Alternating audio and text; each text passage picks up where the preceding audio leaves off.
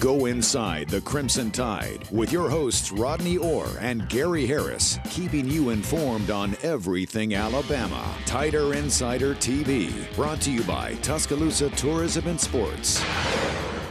You know, from a quarterback standpoint, this is all I'm going to say about this. You know, Jalen really showed the leadership that I was looking for, you know, during the game in terms of supporting his teammates and doing the things he needed to do.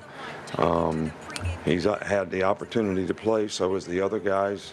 Jalen played the best of all those guys, and so I think he's earned the opportunity to be the quarterback. And good evening, everybody, and welcome in to Tider Insider TV, brought to you by Tuscaloosa Tourism and Sports, alongside Rodney Orr from TiderInsider.com. I'm WVUA 23 Sports Director Gary Harris. Well, it appears again that the quarterback race is over after Nick Saban on Monday named Jalen Milroe the starting quarterback going forward. Milroe started the first two games of the season but did not play at all against South Florida last week in Tampa. Saban said, as you heard, that he believes Milroe has shown the leadership and has the support of his teammates, and overall has played the best to this point to earn the opportunity to be the starter. Milroe played great against Middle Tennessee in the opener. But then in the second game, he had a couple of costly interceptions against the University of Texas. And even though he made some big plays as well, that performance, I assume, combined with practice last week and who knows what else, went into the fact that Tyler Buckner then was named the starter against South Florida, and Ty Simpson came in relief of Buckner. Jalen Milroe did not play at all. Let me bring Rodney in. This is an odd series of events. Let me say it that way, Rodney, and then I certainly want you to comment. But Milroe goes from being the starter to not playing at all, and this is my observation. Watching the game on television, watching Jalen, he was supportive of his teammates, but on the sideline, it appeared that he had no thought process that he was going to play in the game, regardless of what happened. It looked like it was predetermined that he would not play. That's my take. What was your takeaway from that game? I mean, I agree with you there. It certainly looked that way. And, you know, like you said, he was very supportive of his teammates. And we kind of had heard later in the week after our last edition of Tider Insider TV that Tyler Buckner would get the start. And, again, you know, obviously he didn't play quite as well as hoped. Ty Simpson came in, did a really, really nice job. So give Ty credit for that. But, again, Milroe's the guy, Gary. I mean, when you start to look to move forward. But what does it mean, Rodney? He's been the starter once. He made it 2 games. He got demoted all the way down to third team, we have to assume, since he didn't play. Although, as I said, I get the feeling he was not going to play in that game regardless. I don't know why, but that just seemed predetermined. Now he's back as the starter. I guess the question I'm not guessing I'm going to ask you is, do you think that he now will be the starter from here on out, or is this competition, could it continue? And if he plays poorly, could he be replaced again? Well, again, I think it all depends on performance, no question about that. But look, right now, Gary, I think this is a really wise choice by Nick Saban, because you look at Jalen Milroe, he's the most experienced guy. He's a guy that gives you the most playmaking ability right now. Mm-hmm. Again, because you look at Ty Simpson, who came in, did a really nice job. He managed things well, but he has limited experience. Now you're sitting right on the front porch of the SEC play. You've got several important SEC games coming up. Milroe's got more experience. And again, I go back to what I said. He's a guy that's kind of high reward, high risk, but he's a guy that can make a lot of plays for you, a lot of big plays, and he gives you a puncher's chance against anybody you play. What does this mean for Tyler Buckner and Ty Simpson moving forward? Well, again, I think that they've got to continue to do what they were doing. They've got to continue to work hard because, again, if Milroe, he's had a propensity to get into a turnover rut. If that were to happen, you know, these guys certainly would have their opportunities. Without Milroe, Alabama slugged it out against South Florida. Let's recap that game. The Tide won the game, okay? So it could have been worse. I understand. But that 17-3 victory over the Bulls on Saturday in Tampa had Alabama fans fit to be tied. Some saying it was one of the worst Alabama performances they could remember, regardless of the outcome. Rodney, you do have to admit, this is a 31-point underdog. All right, these are just the facts. I'm not saying they haven't improved themselves, but the last 3 years combined, they've won 4 games. They're on another head coach. Although Alex Golesh has come over from Tennessee as the offensive coordinator and hit the transfer portal, so I'm not saying they're not better. But still, when you're a 31-point favorite and you're 3-3 at half, you're 3-3 really about 60 minutes to go in the game, you're 10-3 in the fourth quarter, and you don't put the game away until the final couple of minutes with a touchdown, that is reason for concern. I'm sorry. There you saw a 100-yard kickoff return by Terry Arnold. Here's some of the weather. There was a weather delay. There's a little bit of everything in this game. Alabama made mistakes. Buckner started. He was replaced by Simpson. As you alluded to, Simpson did come in, give him credit. He led him to a victory. But this is a performance that has a lot of Bama fans concerned going forward. Well, it does. But, you know, sometimes we've seen Nick Saban use these games for different reasons. It's almost like, and I hate to put it this way, but at times it seems like a scrimmage in some respects. You get a lot of opportunity to evaluate players. You look at the offensive line, Gary, they were without Tyler Booker, who right before the game was suffering back spasms. So you've got a new starter there at left guard. You've got Caden Proctor, a true freshman, still trying to develop on the offensive line. What I really like, though, I thought the defense played extremely well. I think they've played well for the most part this season, except for the fourth quarter against Texas. So they played really well in this game for the most part. I would say this, too. The offensive line, the last 8 or 9 minutes of the game pretty much dominated. I thought the run game got going. And what about Roydell Williams? Over 100 yards in the second half rushing.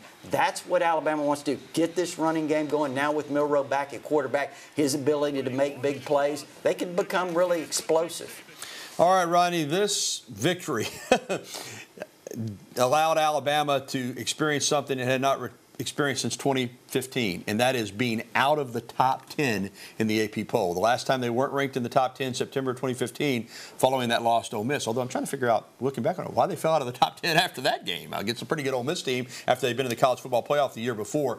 But still, that's the second longest streak in poll history. Is that noteworthy at all, or is it something that people are just making a big deal about for no reason? Well, I don't think it's a big deal, but you certainly hope as you look back at 2015 they have the same kind of run that they did there. I mean, once they lost that game, I mean, they really turned it around. And guess what? Kind of a similar situation. You had a quarterback where Cooper Bateman started surprisingly. Jake Coker was kind of benched. He came back in that game, did a nice job. And then from there on out, they found that identity. Nick Saban's alluded to that before.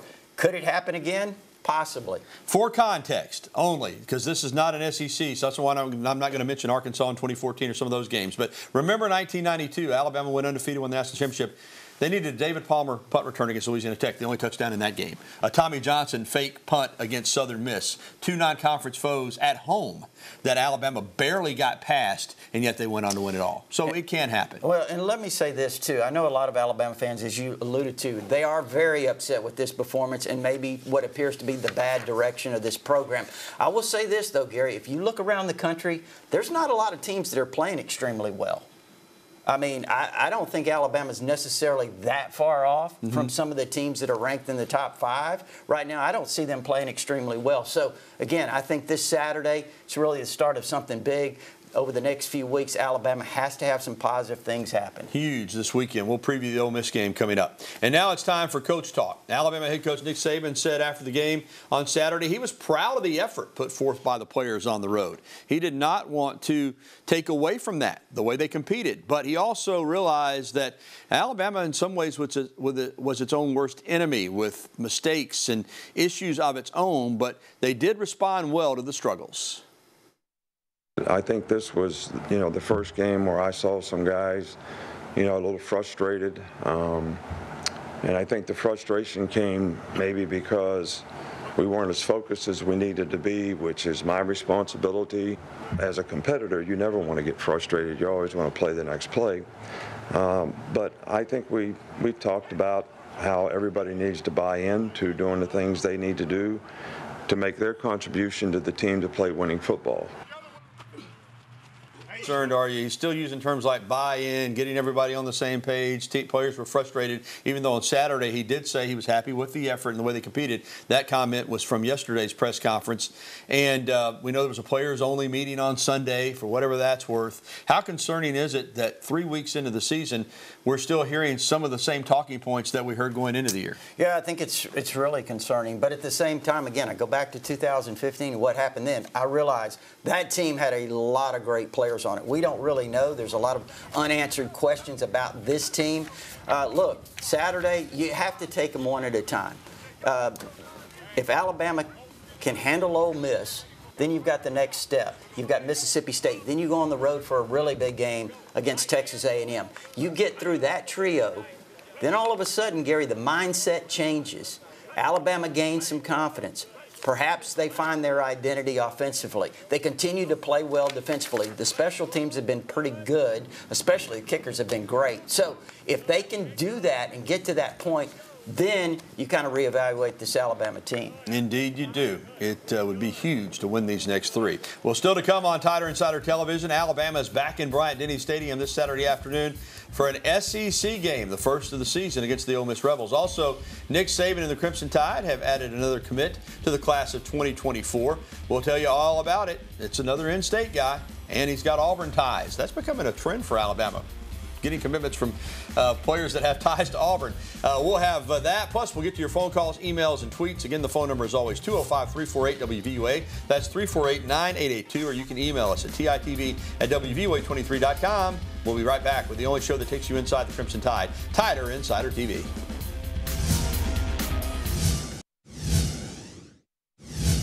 Every week's different, and just because these guys struggled a little bit, down in a non-conference type of game they're not used to playing, and some weather issues means nothing about playing SEC, the way.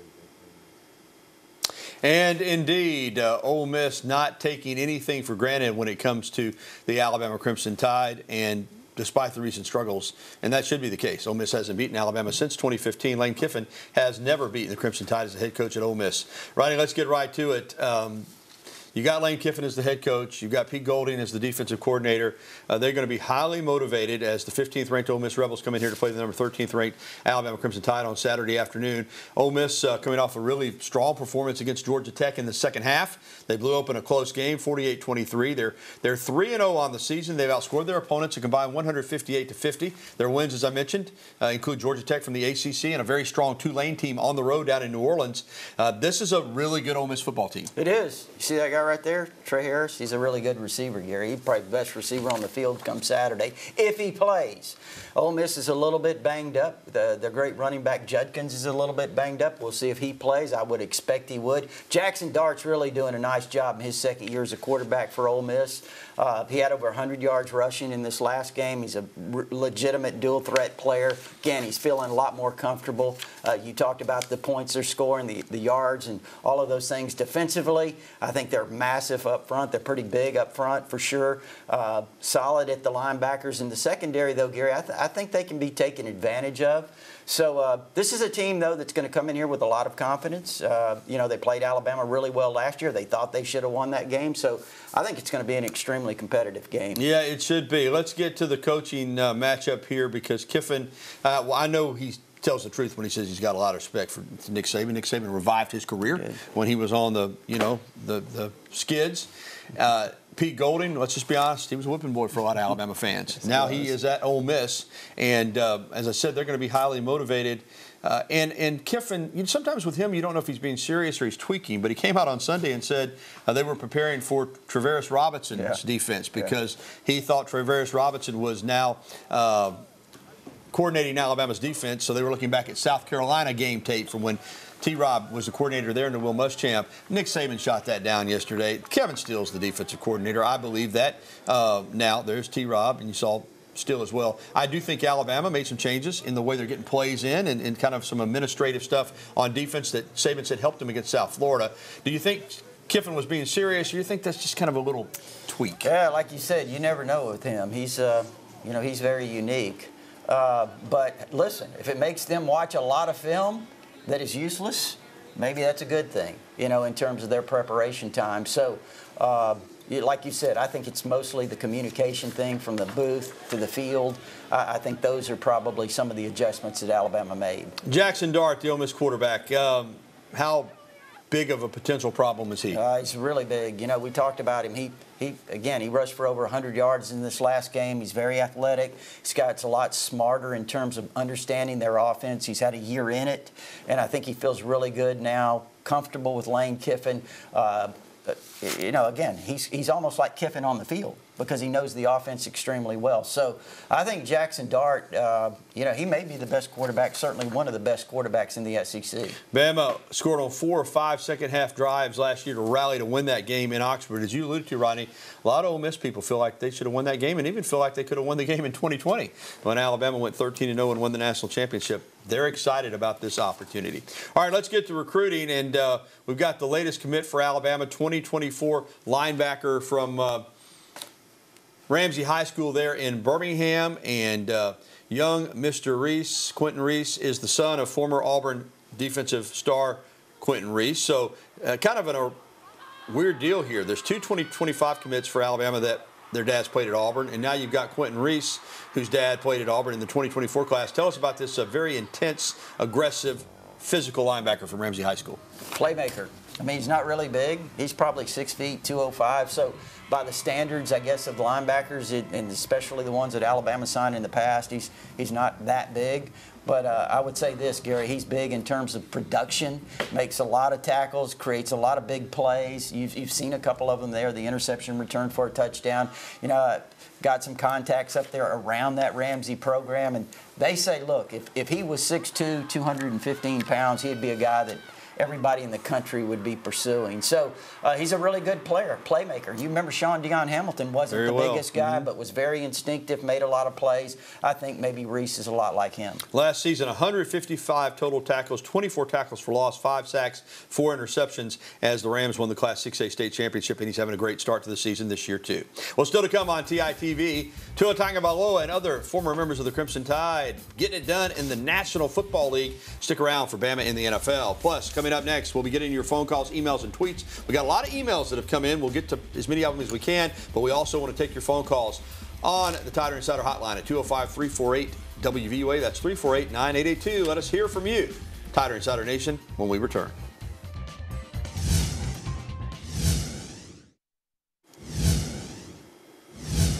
Bryce Young faced a stiff test for his Carolina Panthers home debut on Monday night against a very tough New Orleans Saints defense, and it was a struggle for the rookie quarterback, number 1 overall pick out of Alabama. Young finished 22 of 33 for 153 yards with 1 touchdown and no interceptions. Not enough.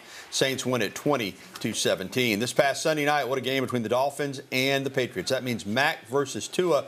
Mac and the Pats were driving late. This is a 4th down, and it was originally called a first down, but look at that play. Reminds you of that Ole Miss Arkansas play a few years ago. It was overturned. Tua goes 21 of 30, 249, a touchdown and a pick. Jones 31 of 40, 31 of 42, 231 TD, and also an interception as the Dolphins win it by a touchdown. Washington Commanders and Denver Broncos. Former Hillcrest Patriot Brian Robinson from the Crimson Tide seals the deal. He scores 2 fourth-quarter touchdowns in Washington's come-from-behind 35-33 road win over Denver. And, of course, there were many other Bama performances. Quick word on Brian Robinson, because we talk a lot about the quarterbacks, but this is a guy who just tough, hard-nosed, not a breakaway guy. I'm hoping, Roydell Williams can kind of step into this role. He reminds me of little B-Rob. I remember watching Roydell at Hillcrest one night. Yeah, B-Rob certainly had a great career at Hillcrest, and you're right. I think he has been underappreciated. Yeah, Hillcrest remembers that night, too, for the Hueytown running back. He was really good. He had a big night against them. All right, let's get to our phone calls tonight as we're back here on TITV. Let's go to Dale down in Moundville. Hey, Dale, how are you? Hey, guys. How are y'all doing? Doing well. Good. As a Bama fan, I do believe we're at the mercy of Jalen Milroe right now and just have to pray that he takes care of the ball. But my main concern is left tackle, and I just don't think Proctor's quite ready. He may be a year or 2 away, or maybe just put a tight end over there with him and keep him over there full time. And also, before I get off, I'd like to know if Rodney and Gary, if y'all think Jeremiah Beeman is going to decommit to Colorado. All right, let's start with Proctor. Rodney, it appears to me they're committed to him at left tackle. Is he struggling? Yes. Do I agree with Dale? Maybe put a tight end over there, help chip with the back, because he's having a lot of top problems on edge rushers. But he's got a ton of ability, and it looks to me, Rodney, you can tell me if you think I'm wrong. I think he's there for the season at left tackle unless there's an injury. Yeah, I do too.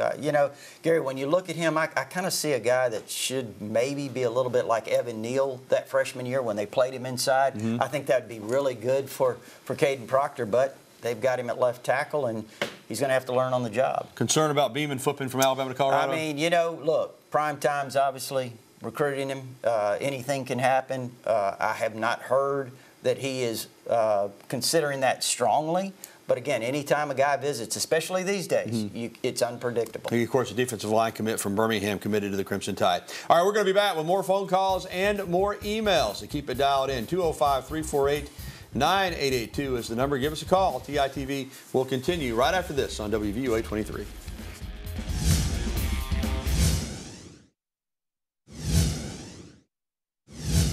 And welcome back to TITV. Let's get to our email question of the day, brought to you by KDM Service Corporation. For all your heating and air conditioning needs, KDM Service Corporation, serving your family like our family. David in Tuscaloosa, Rodney wants to know, it doesn't appear that we have anyone stepping up to act as leaders on this football team. Is he wrong? Well, I don't know.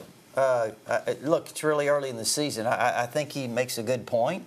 But I think the defense, look, they've played really, really well. I think some of those guys, Deontay Lawson's a guy that's played extremely well. I think Dallas Turner's playing better.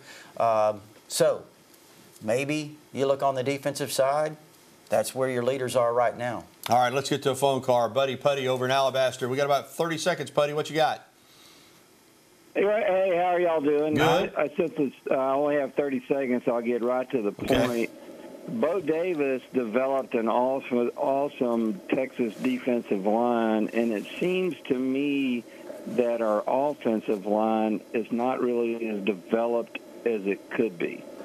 Well, you're not the only one that's been saying that. Offensive and defensive line is a point of contention with Alabama fans right now. In fact, they're receiving a lot of criticism. 15 seconds, Rodney.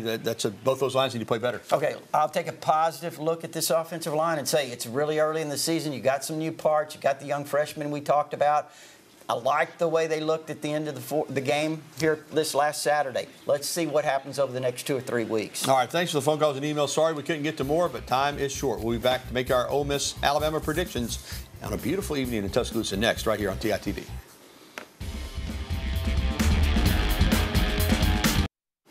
Welcome back to TITV. Prediction time. As always, Rodney, you lead us off. I haven't picked against Alabama since the 2008 season opener. And when they change. Hey, they blew out Clemson, and I said I will never pick against Nick Saban again. I'm not going to pick against him this time either. I'll tell you, I'm nervous. I got Bama as well in this one, but boy, it's a shaky pick, 31-27. All right, let's go do it for TITV. Have a good night, everybody.